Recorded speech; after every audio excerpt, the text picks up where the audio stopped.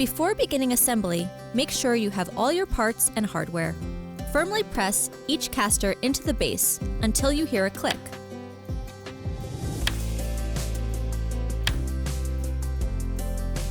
Next, insert the extension tube into the base. Then insert the footrest, followed by the gas lift. Your arms are labeled right and left. Attach the arms to the backrest. Repeat this process on the opposite side. Next, connect your backrest to the bottom of the seat cushion.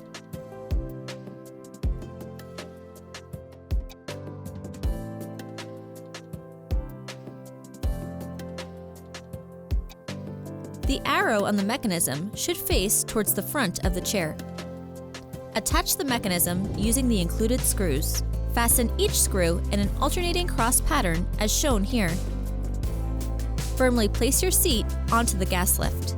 Your final step of assembly is to sit on your new chair to firmly engage the mechanism onto the gas lift.